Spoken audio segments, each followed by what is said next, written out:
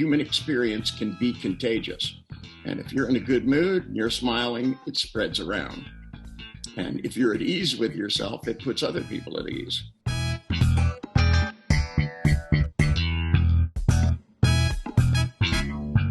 Welcome to the Humourology Podcast with me, Paul Barros, and my glittering lineup of guests from the worlds of business, sport and entertainment, who are going to share their wisdom and their use of humour.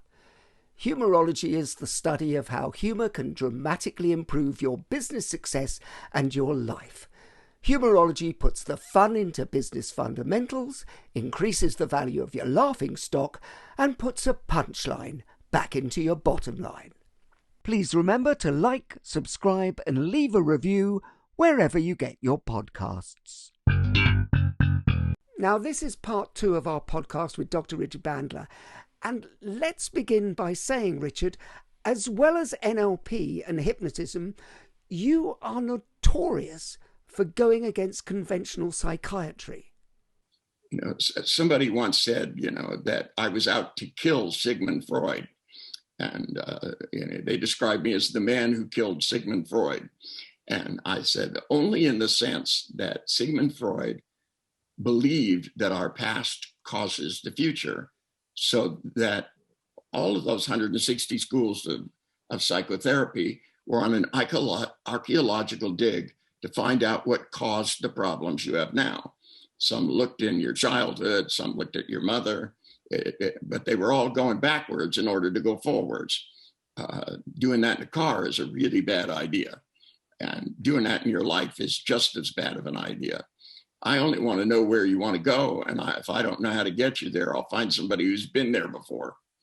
And if nobody's been there before, then it tells us where not to look. Do you find yourself funny, Richard? Do you make yourself laugh? Yeah, I try to do too many things at the same time. And sometimes I do really dumb stuff, trying to brush my teeth with a pen, because I was taking notes and I forgot. I was in the middle of brushing my teeth and then I just went ahead and stuck the pen in my mouth. Little faux pas like that. If we don't find our mistakes humorous, we get to repeat them over and over again. Well, you've got such a sort of a natural way about you. I worked for many years at the Comedy Store and Caroline's and the Comic Strip and all over America. And I've worked with so many comedians who are actually less funny than you. So did you ever consider actually doing the stand-up circuit? No, they don't get paid enough. That's why you're doing what you're doing, isn't it?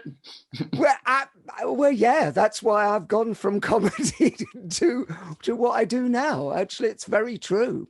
But I used to go to comedy clubs and I met one of the comics that was there and started talking to him.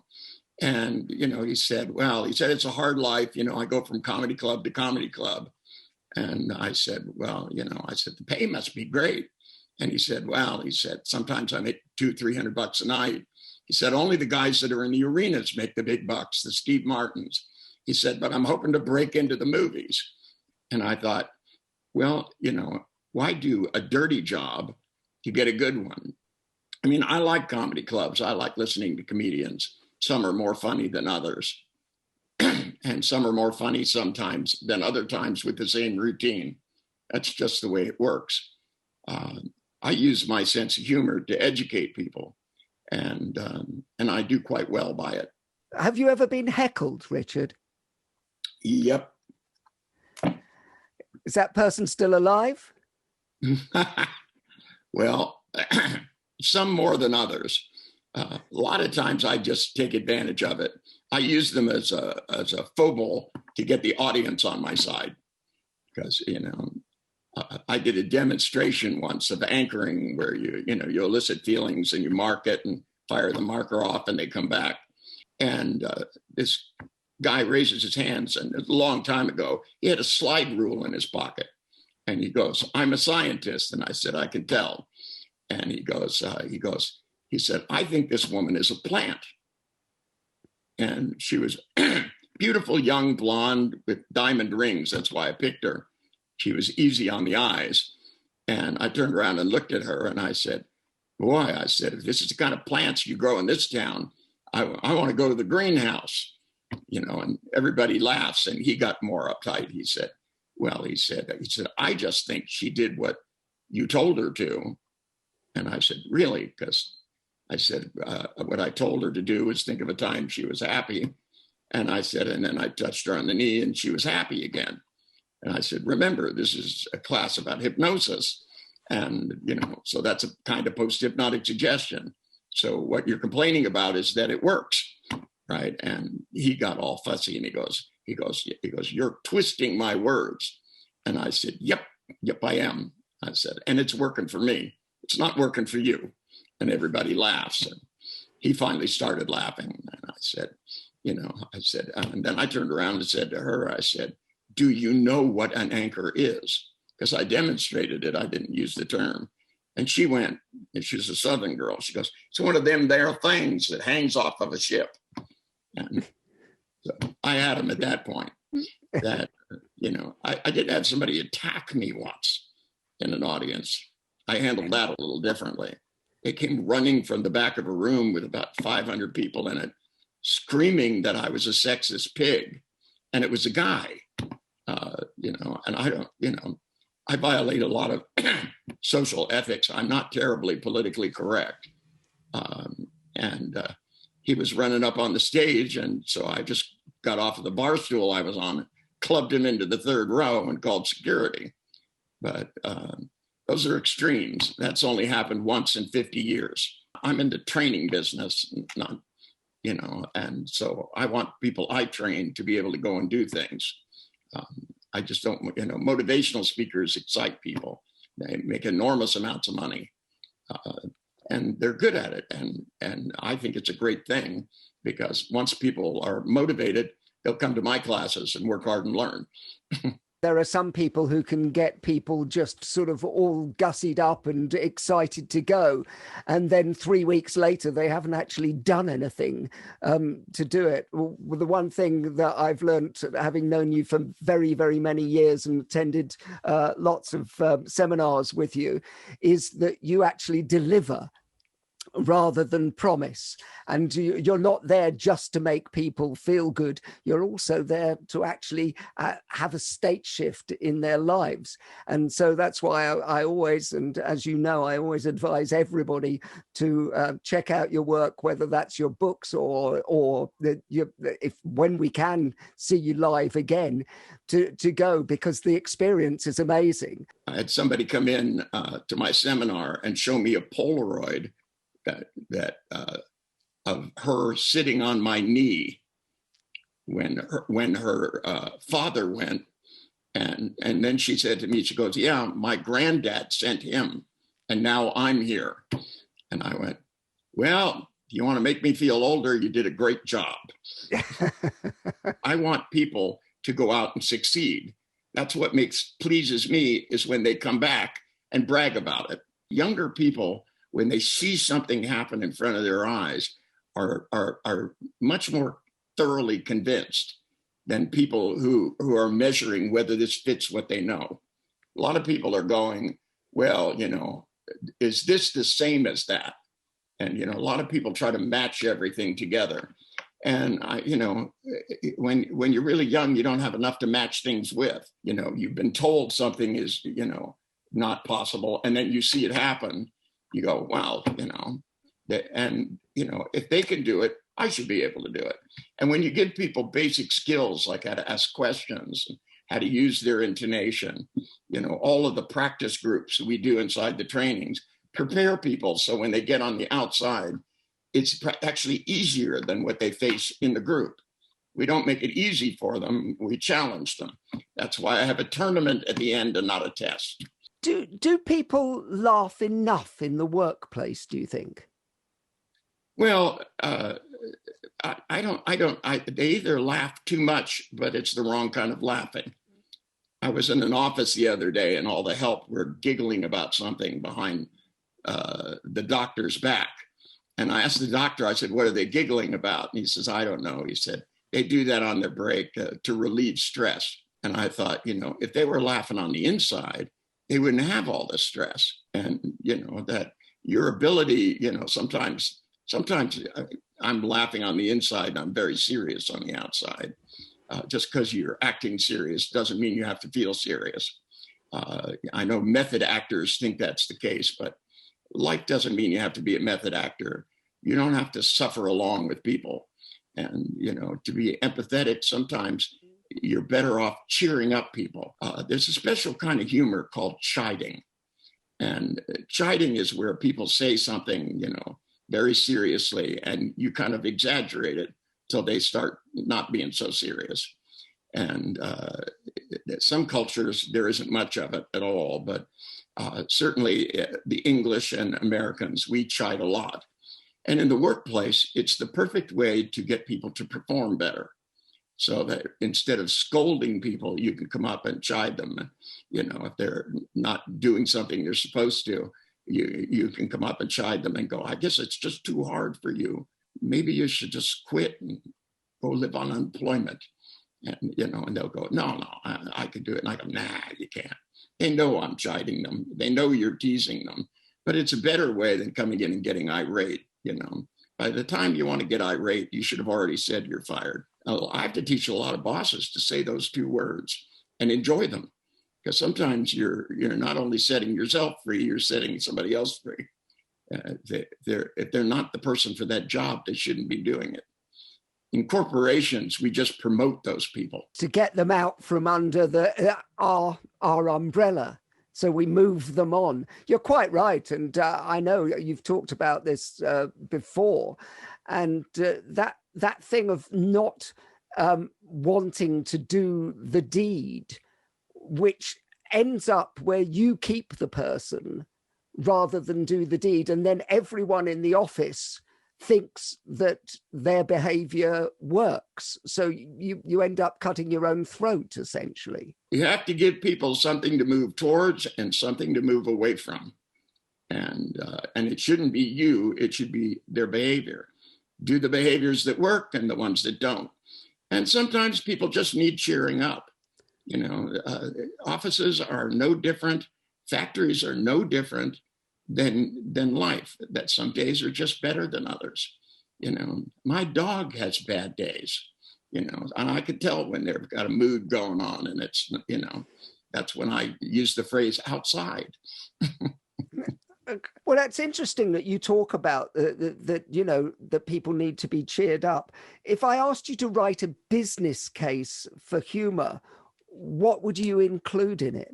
I got hired once, and a guy told me that they had an assembly line and they were building something, and most of the line moved really fast. But there was one place where, even though he doubled the number of people, it kept getting jammed up. He asked me, he said, should I rotate the people that are doing well into that position? And it was like the easiest part of things. And so I got a boombox. It was back in those days. And I wrote a little song and put a tape in, and I taught everybody to make a movement together, sing a little song so that they would keep the rhythm. And it turned it from being monotonous into being something where they were having fun with each other. And it sort of spread through the assembly line. And pretty soon, instead of trying to get to a certain pace, they tripled the output of the factory. So, to me, that would be a good case, but it's not necessarily just humor. Humor comes in a lot of forms. It's about enjoyment. Humor is the expression of enjoyment. It's not just telling jokes. You can tell jokes and not be funny. A lot of people use jokes to be cruel, and some people are quite good at it. To me, humor is when you're enjoying yourself and you get other people to join you. Human experience can be contagious. And if you're in a good mood and you're smiling, it spreads around. And if you're at ease with yourself, it puts other people at ease. I know that. I'm a hypnotist. 50 years I've been doing it. I think what you're saying is so true, because the whole Humourology project is not about telling better gags and jokes. It's actually about a lightness of touch. It's a sensibility. It's listening to people on that level, whereby you can get into a complete rapport with them, and therefore perhaps influence and persuade them to do things in a way they feel that they're having fun. If you had to measure the return on investment for somebody, why would you bring Richard Bandler or Paul Barros into your company to introduce levity rather than gravity? What would the return on investment be? If you can do things easier, quicker, and faster, you make more money, and the quality of experience goes up. That, I can't tell you how many times I've been hired because a CEO or a vice president or the head of a division or corporation has started drinking, and and their marriage has fallen apart, and all of these things because the level of stress where they work, and they don't know how to relieve stress. And so they start doing their job badly. And it's incredibly expensive to replace somebody with 5, 10, 15 years of experience, and teaching them, how to look at the things they had to do and have a sense of humor about it. And instead of making it tedious and always trying to make people feel less than, instead of being a part of something. I met Conrad Hilton once in a hotel under circumstances where I had a giant conference, and I got there and everything was fine, except they didn't have my room. And my plane was delayed and they sold my room. And they finally got me some crappy room, and I got in the elevator, and it was a brand new hotel that was just opening up in New Orleans. It was their flagship new hotel. And I got in the elevator, and Conrad Hilton steps in with 2 other people. And I literally said to him, "I want to talk to you.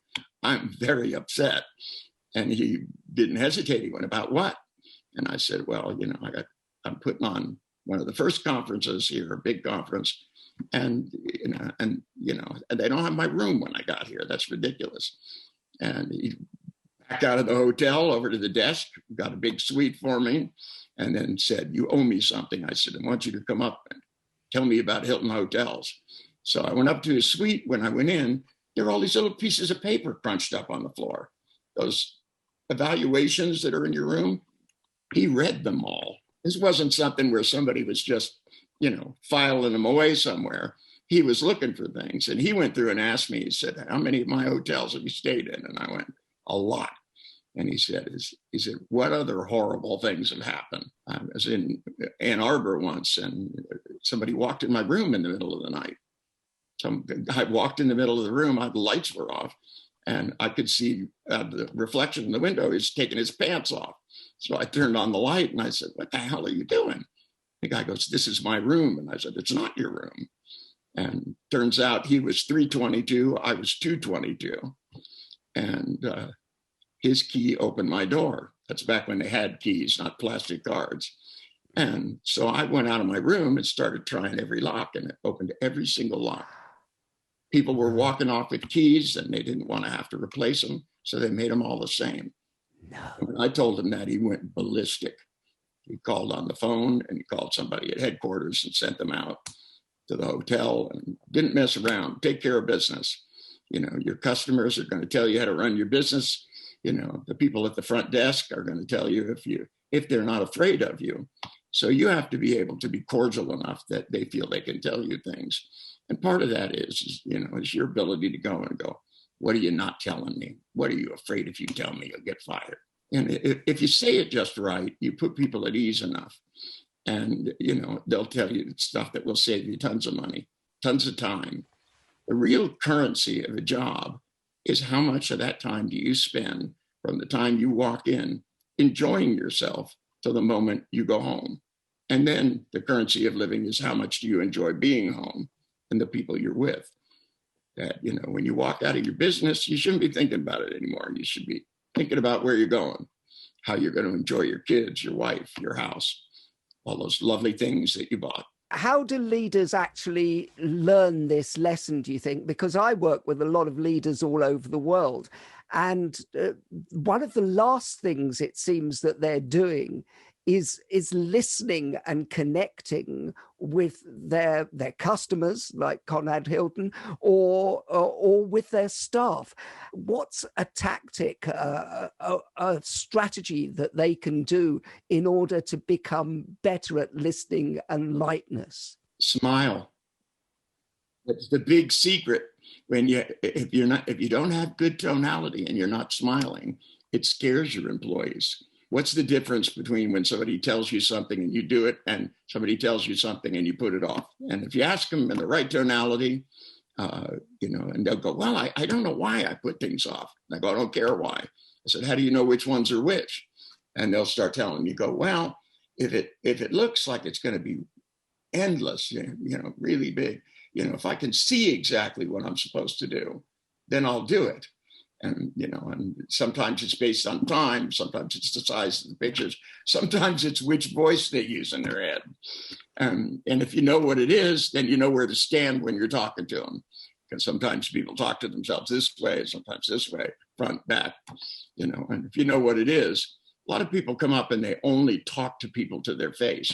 And to some people, the only time people did that when they were growing up is when they were being yelled at.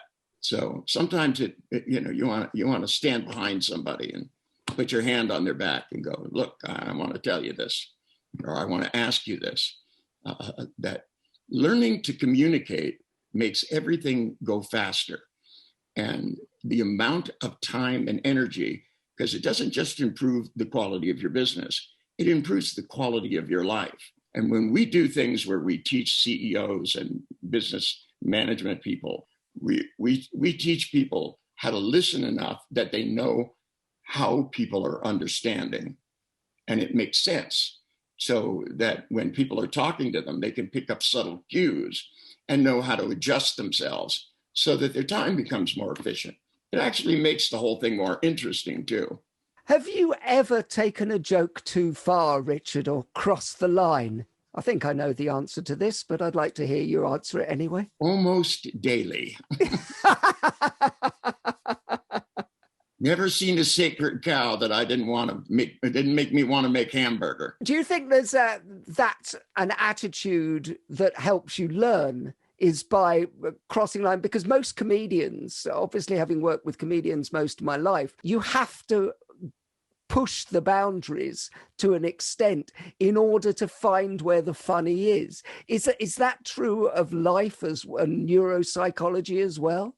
You could tell the same joke in a different club and nobody laughs, even though you didn't do anything profoundly different.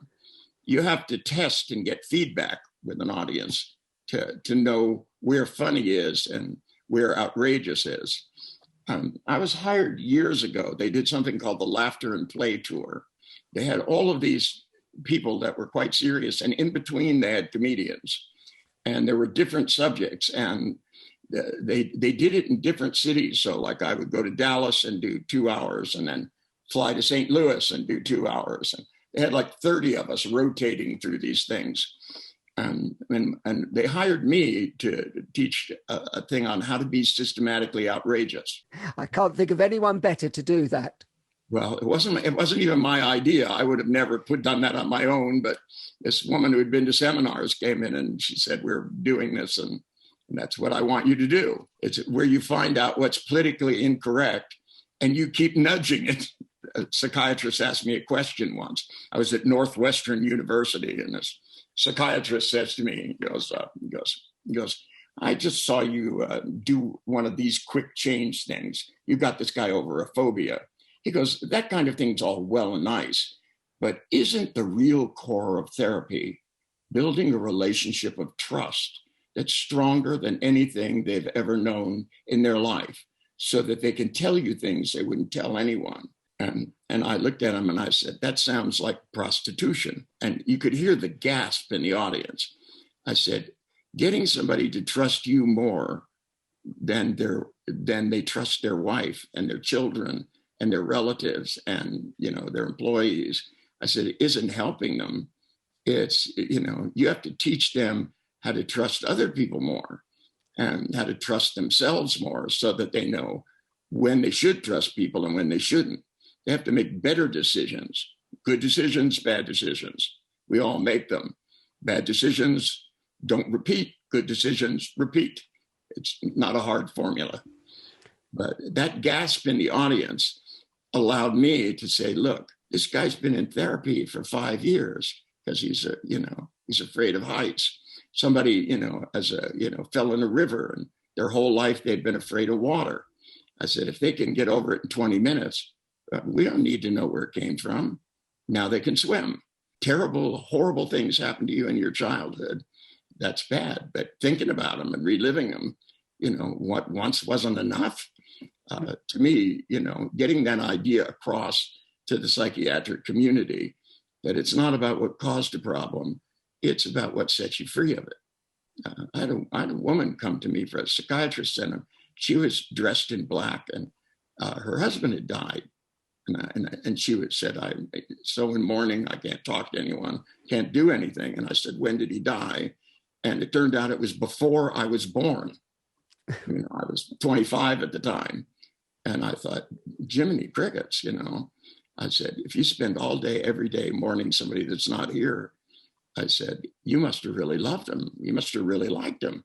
When you think about the best memory you ever had, and she goes, oh, I can see myself being so happy.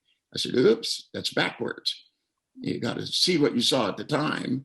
And then when you think about the fact you don't have it now, you should ask yourself the question, if you were a good enough picker to pick a guy that you love that much, right? Even at your present age, he was good for this many years. I think it was 30 years.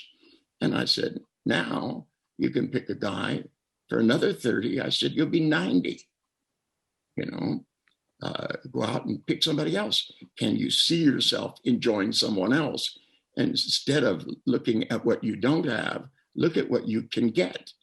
Because one is possible and the other is not. Have you ever gotten yourself out of real trouble by using humor, Richard? I've survived real trouble by having a sense of humor about it.